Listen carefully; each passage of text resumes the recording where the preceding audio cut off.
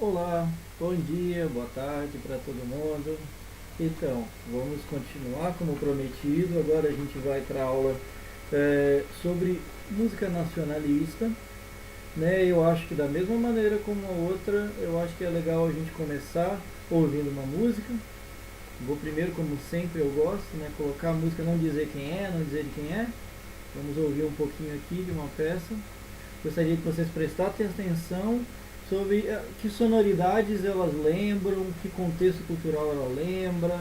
Tenta viajar um pouco na ideia da música. Vamos aqui.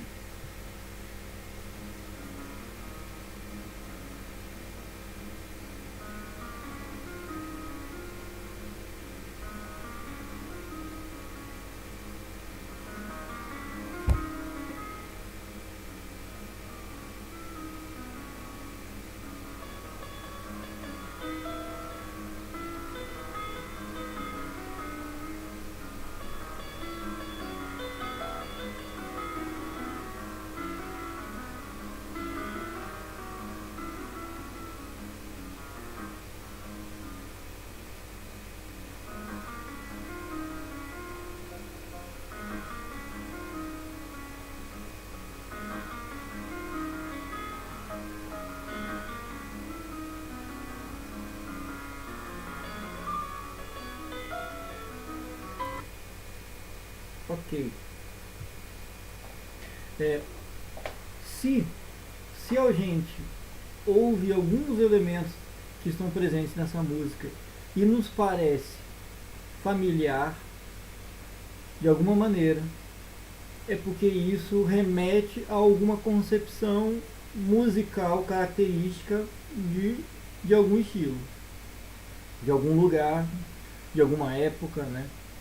Se para quem ouviu isso parece uma música que remete a alguma sonoridade brasileira, é porque a gente parte de um pressuposto que a gente entende um conjunto de elementos, um conjunto de parâmetros musicais que são identificados como brasileiros. É provável que todo mundo que está assistindo esse vídeo aqui perceba que tem vários aspectos que a gente poderia esmiuçar um pouco, poderia analisar como o ritmo da mão esquerda, ele como essa rítmica quebrada, essa malemolência, essa pegada sincopada, ela ajuda a nos botar nesse clima. A acentuação mesmo deslocada ajuda também. A gente perceber como a melodia tem um desenho que vai nos remeter a um uso de escala que provavelmente alguns devem ter percebido, devem ter achado que tem um gosto, uma pegada nordestina ali, de fato, porque ela usa um modelo de escala que vai ser uma melodia em cima desse estilo, né? Então a gente tem um ritmo todo gostoso, ali, um ritmo todo quebrado, junto com uma melodia que remete inclusive uma região brasileira, para a gente ter uma ideia.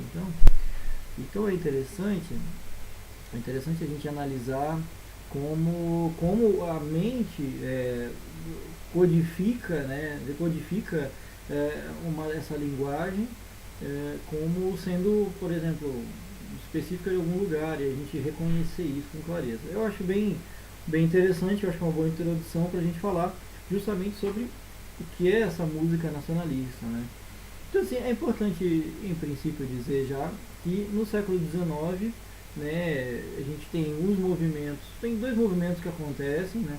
Um movimento de mudança política muito forte na Europa, que é o movimento de unificação de países. No caso, a gente tem aí a concepção dos países mais ou menos, né, como a gente hoje tem, né, do que seria a Itália, o que é mesmo a Alemanha, que na verdade eram vários pequenos é, regiões assim políticas independentes que se reúnem. Então a gente tem movimentos de unificação, é bem claro o fenômeno Alemanha e Itália assim, nesse caso, né?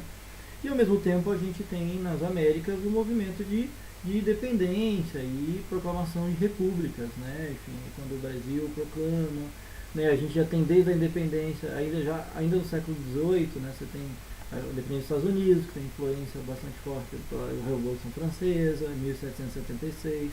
A gente teve o Brasil, né, ali em 1822, né, bastante tardio, e o próprio movimento de proclamação da República, né, 1889.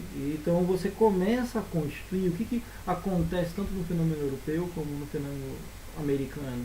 A gente começa a constituir estados-nação, certo? Então essa noção de estados nacionais e, claro, por questões políticas, e obviamente você vai ter toda uma conjuntura econômica que interfere, e toda uma conjuntura que vai construir vários elementos, várias questões, enfim, burocráticas, da própria organização daqueles países, e também, além disso, a capacidade de se entender, em alguns casos, se entender enquanto unidade, né? Essa noção de unidade de pessoas que se entendem como parte de um mesmo todo, né?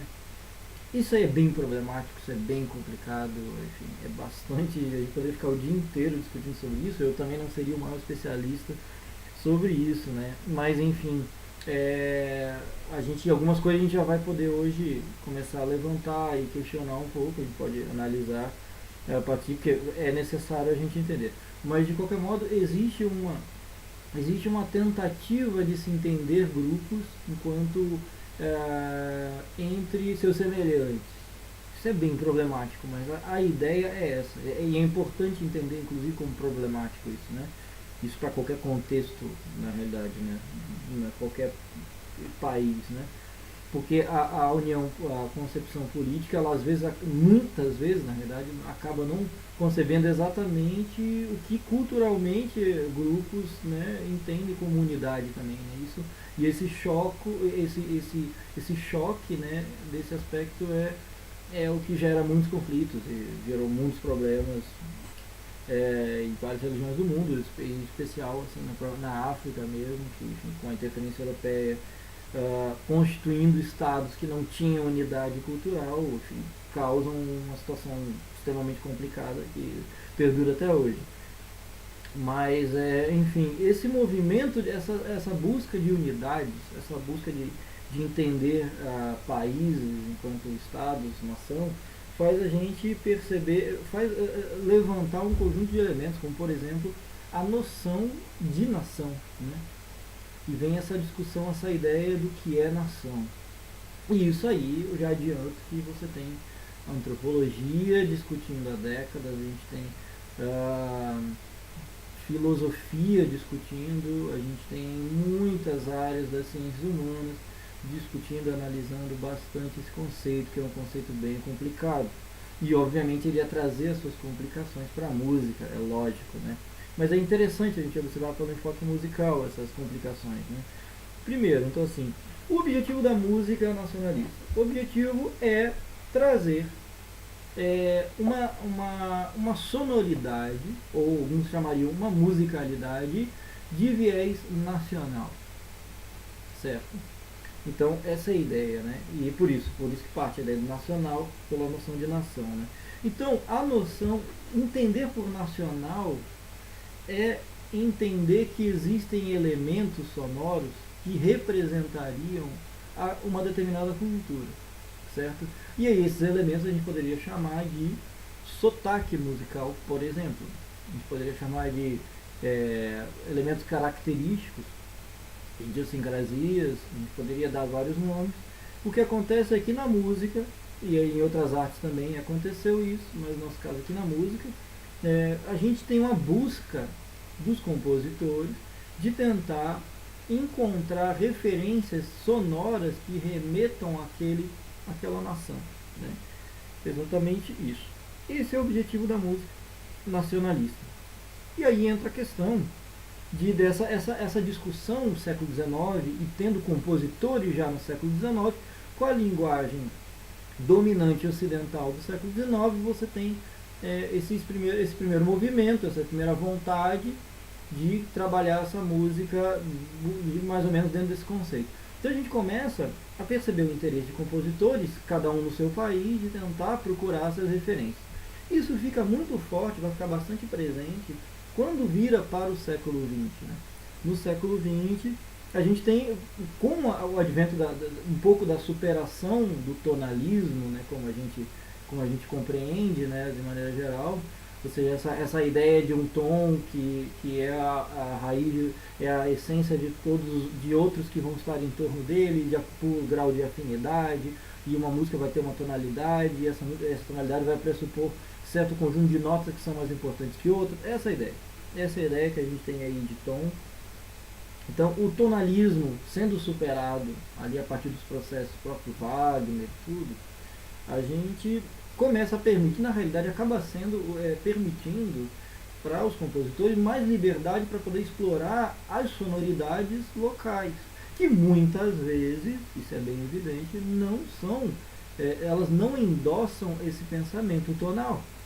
O caso do Brasil é bem evidente, você tem escalas que não têm exatamente a ver com o esquema de escalas dos dois modos, por exemplo, que a gente usa desculpa, os dois modos que a gente usa na música de concerto, por exemplo. E os compositores passam a olhar para o seu próprio umbigo para entender isso. Isso é muito bom, eu acho que é muito importante a gente tentar observar isso, sabendo que há ressalvas, sabendo que tem problemas aí em torno. Mas enfim, né? Então o que acontece é que compositores da Espanha, dos Estados Unidos, do México, Portugal, Argentina, França e obviamente Brasil também, eles acabam tentando observar, olhar para si, é um exercício de olhar para si, musical, onde eles vão ter como ferramenta dois princípios. Parâmetros musicais, que eles vão procurar no interior dos seus países e que vão se alinhar com outro elemento, que é o ideológico, que é a busca de elementos nacionais e a afirmação dessa nação. Né? Na forma da música, cada profissional acaba podendo afirmar isso da sua maneira. No caso do compositor, é a sua composição com esse sotaque, essa busca desse sotaque nacional. Né? Enfim, o conceito de nação, ele é bem complicado e ele vai, como eu falei, ele vai estender essa complicação para a música, porque nação, existem alguns teóricos que estudam, Anderson, por exemplo, é um grande exemplo. Eu lembro que eu fiz no mestrado uma aula que era só sobre o conceito de nação, né, era uma disciplina do mestrado inteiro na UDESC só sobre nação, e foi bem interessante porque você vê que na realidade é importante discutir isso. Esse conceito de nação, como diz a academia, ele é um conceito problemático porque ele é inventado. É isso, né? Então, assim, tanto que você tem, na literatura se fala da invenção ou construção da nação. Acho que parece meio pesado, né? De, assim, pô, invenção da nação. Parece que a agenda da CIA inventou uma nação para tal lugar. Não é assim, mas também não deixa de ser bastante complicado. E por que é complicado? Vamos pensar no Brasil, vamos pensar no nosso caso, que é um país continental, por exemplo. Você imagina que aquela música que agora é aquela música que eu botei, vou dizer, o nome daquela música chama-se Dança Negra, e a Dança Negra que a gente ouviu no início é do compositor brasileiro Camargo Guarnieri. Né? E aí você tem ali vários elementos, né, alguns elementos que, por exemplo, para mim, remetem muito a uma sonoridade que eu entendo como nordestina. O compositor não entendeu como elemento sonoridade como especificamente regionalizado. Ele entendeu como uma questão étnica, né? Então ele achou que tem uma referência negra. Aí vem a questão, o problema da nação é que quando você quer gerar unidade numa quantidade de diversidades absurdas, você descobre que não dá para criar essa unidade. Esse é o problema da nação. Eu acho que qualquer pessoa que estudar e pensar antropologicamente a ideia de nação vai descobrir que ela é impossível. E aí o que acontece com o pensamento humano quando você quer construir uma ideia de nação, que você remete? Você é obrigado a selecionar elementos para enfatizar a tua teoria. Ou seja, isso é um processo ideológico. Você vai construir esse conjunto. Mas muitos grupos dentro daquela mesma comunidade podem discordar ou podem achar que não tem nada a ver. Por exemplo, de repente, um negro pode ouvir a dança negra e não achar nada negra, por exemplo. Até porque o conceito de um compositor criado num berço econômico bastante confortável, distante de algumas práticas musicais de grupos aos quais ele não pertence, talvez ele não seja exatamente o melhor propagador ou melhor promotor daquela cultura, né? Acho que é uma coisa meio óbvia, né? Se você nunca viu samba, você inventar um dia de compor um samba, provavelmente não vai ser o melhor exemplo do que se pode executar de samba naquele grupo, certo? Se você, do mesmo jeito, eu nunca compus, não ouço muito tango. Agora eu vou inventar de compor tango, é óbvio que não vai dar muito certo. Ah, mas é que dentro do Brasil a gente se conhece. Mas o Brasil é enorme. O Brasil tem variedades absurdas. Então, assim, isso em qualquer país. Então, o conceito de você, só o fato de você querer criar uma ideia de nação é você selecionar que alguns elementos são geradores dessa nação, e por selecionar que alguns elementos são geradores dessa nação, você está automaticamente excluindo outros elementos e entendendo que existe ali um conjunto de coisas que vão gerar essa unidade. Acho que já deu para perceber que isso é problemático, porque é óbvio que essa unidade, ela está sendo construída. Aí é que eu falei, ela é construída. E quando você coloca um viés ideológico dizendo que essa construção, que é cultural, ela é o que nos define, isso é ser brasileiro. Então a gente tem que todo mundo gostar de feijoada. Então a gente tem que todo mundo gostar de samba. Eu adoro, né? Todo mundo sabe, né? Quem me conhece sabe. Mas enfim, eu não posso garantir que 90% da população brasileira goste do mesmo jeito que eu. Não posso mesmo, né? E não é uma questão geográfica. Tem gente que não gosta e mora do lado de uma escola de samba, por exemplo. E tem todo o direito. Por quê? Porque as coisas não tem tanta unidade desse jeito. Não dá. É muito fragmentado. Então o que acontece? Você construir estereótipos. É a caipirinha, é o samba, né? É a feijoada. Como se todo mundo no Brasil gostasse de todas essas coisas. Não existe isso, não tem isso. Quem tentar criar unidade num país de milhões de pessoas, ou que fossem milhares de pessoas, não interessa. Criar unidade e dizer que existe um grupo que ali todo mundo gosta disso, isto é uma invenção, sim. Isso é uma construção, ela tem um objetivo ideológico. E nós estamos falando de música, é bem interessante, acho que sair um pouco, olhar um pouco para trás e depois voltar para dentro da ideia da música, porque o que vai acontecer com os compositores é, na minha opinião, uma visão, de maneira geral, estereotipada de música, que aí começa a entrar os elementos que vão caracterizar essa música nacional. Então, na busca do sotaque musical, a gente vai ter um conjunto de traços culturais que vão representar isso, né? Esses traços culturais vão ter, evidentemente, vão ter a ver com a proximidade que aquele compositor tem do meio que ele pode entender como local, como nacional, aqueles códigos da cultura que ele observa, que ele diz, não, isso aqui eu acho que é nacional. E o que ele tem de referência, ele começa a trazer. Isso vai criando um grande glossário musical de elementos que podem ser rítmicos, melódicos, esquema de escalas, né, intervalares, que vão, utilização de instrumentos, textura. Então vai ser um conjunto de elementos, o diálogo entre os instrumentos, que vão gerar o que a gente pode dizer como elementos característicos, sei lá, paradigmas, alguns diriam na parte mais acadêmica, paradigmas musicais, que são paradigmas do que seria essa música nacional, enfim, né?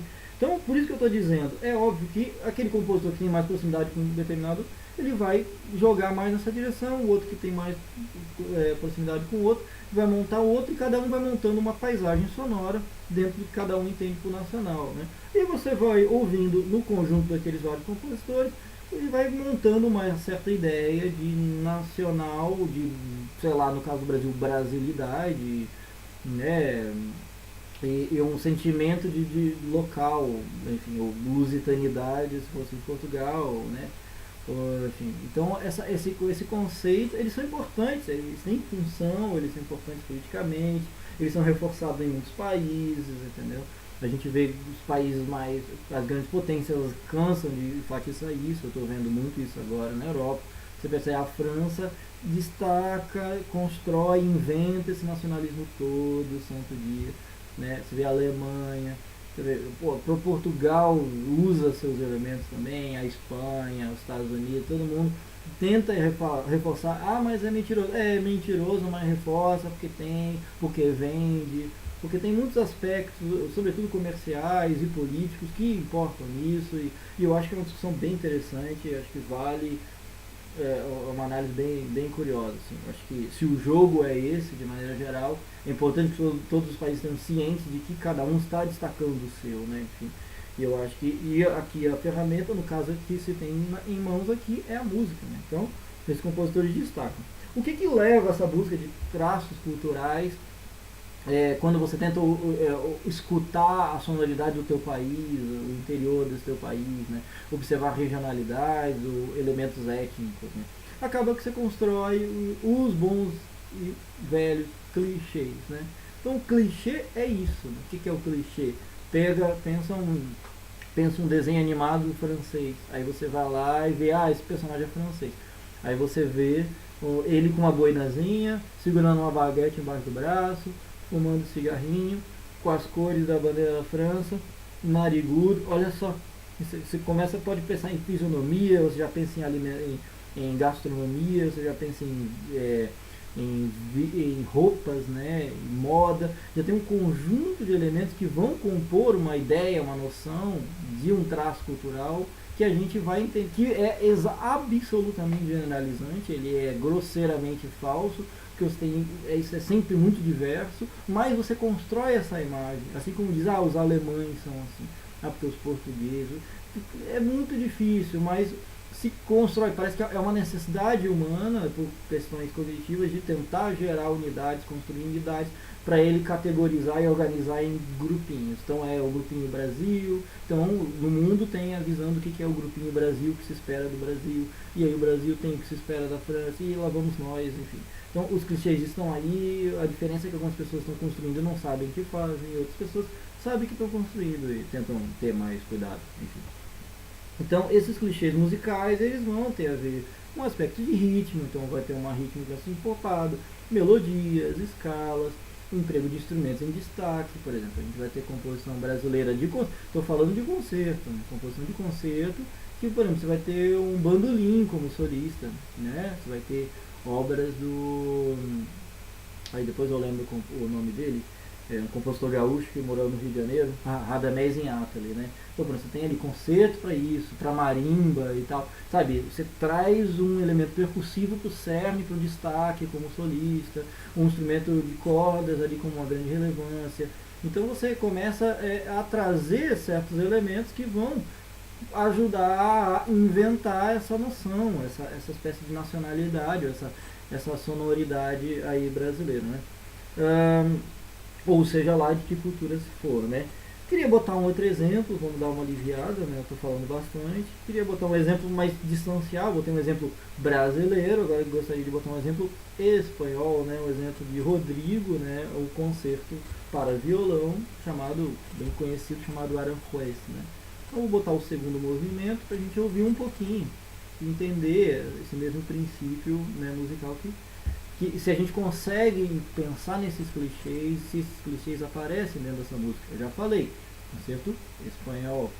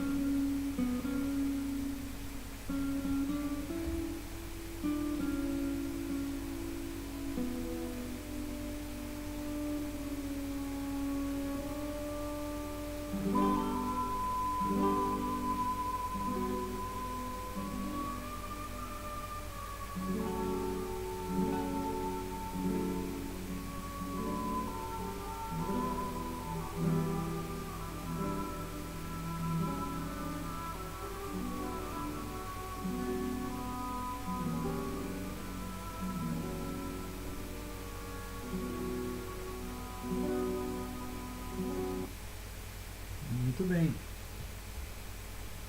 Então, acho que todo mundo ouvindo pode fazer uma coleção de, vamos dizer assim, clichês, elementos característicos, paradigmas, sotaques musicais que vão nos ajudar a construir essa noção de, sei lá, de, não sei qual seria o termo, castelhanidade, não sei, talvez fosse isso, essa hispanidade, essa castelhanidade, sei lá. Posso ajudar para a gente poder entender um pouquinho. O primeiro instrumento que toca, que aparece nesse segundo movimento do Hora foi esse, é o corno inglês, né? O corno inglês faz o solo que depois ele passa para o violão. O corno inglês, ele por conta de ser um instrumento da família das palhetas duplas, né? Das madeiras, porque é o irmãozinho do meio entre o oboé e o ai meu Deus, perdi o nome agora. E o meu Deus, aquele grandão, perdi, depois eu lembro. Então é o instrumento de palheta dupla, né? E ele, o que ele traz? Ele tem esse som bastante nasal, ele destaca bastante essa ideia nasal, e esse nasal vai representar com esse conjunto melódico, o nasal e o melódico, remete, está em nossa mente, sem a gente pensar, ela já faz a gente fazer uma associação com uma espécie de pegada árabe, assim, né? E a gente tem que lembrar que a influência árabe na Península Ibérica, Portugal, Espanha, é muito forte, né? É interessante até observar, no caso assim, eu que estou aqui em Lisboa, quando eu cheguei no primeiro dia, eu ouvi aqui na rua, sempre, todo dia tem um rapaz que toca aqui um instrumento que eu nem sei o nome, né? Que é meio que uma bandolim, mas uma coisa meio que lembra um alaúde, mas meio bandolim, né? Com esse som bem oriental, bem nasal, e ele remete a uma sonoridade meio árabe, e é evidente porque foram séculos de influência cultural muito forte, né? Até a Reconquista, em que a Espanha e Portugal foram expulsando, né? Da península, né? Mas isso foi uma questão foram séculos, teve uma influência muito forte, e na música é muito forte, eu ouço na rua aqui, entendeu? Isso foi bem marcante. Além desse elemento, essa questão quando a gente pensa em Portugal e Espanha, nos remete quando você ouve fado, né? E aí você percebe essa sonoridade meio árabe, né?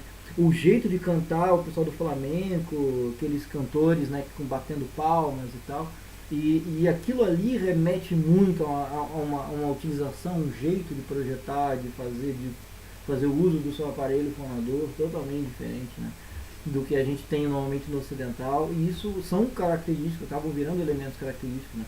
A ideia de ser um quarteto para violão, uma cultura hispânica muito forte do violão, você botar ele como protagonista é importante.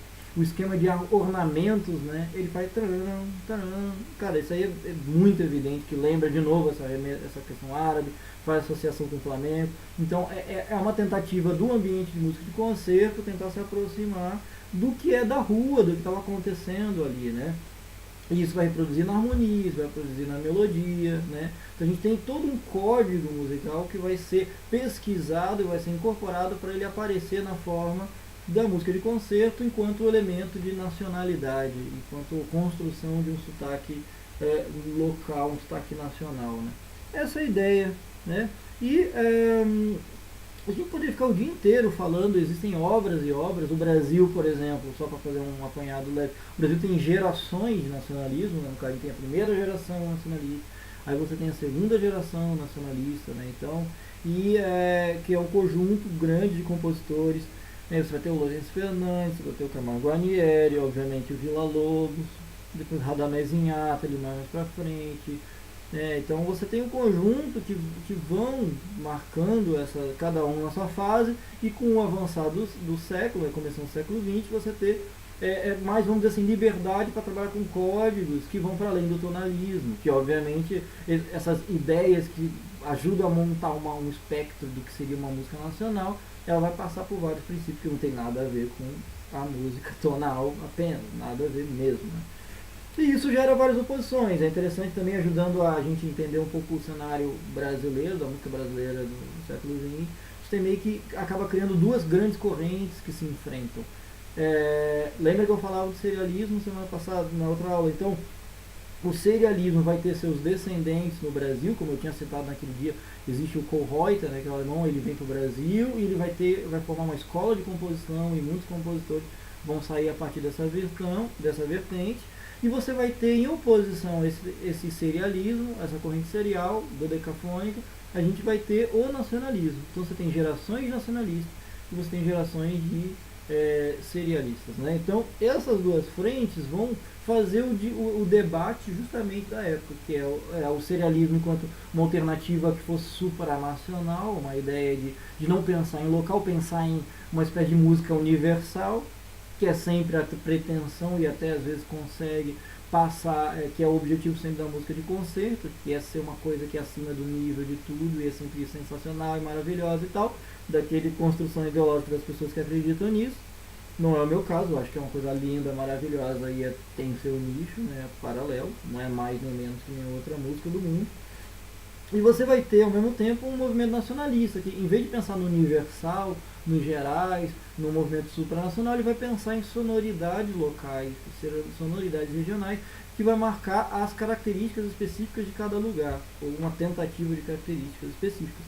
Então você tem o nacional e o serial, sendo oposições entre o universal e o local, né? E esse jogo vai ser feito, essa dinâmica vai ser feita a partir do olhar, da caneta, do compositor, que muitas vezes está distante desse contexto. Então, muitas vezes, como eu falei, você quer compor jongo, por exemplo, você tem a música ali, jongo, peça conhecida para piano, aí você pensa, ok, o jongo é um tipo de dança, meio jogo, meio música, que tem todos vários elementos simbólicos e místicos, não é, chega a ser um pouco religioso, mas é muito um jogo entre casais que dançam. Aí eu fico pensando em quantas vezes o compositor que compôs jongo, ele assistiu o pessoal dançando jongo ou tocando jongo.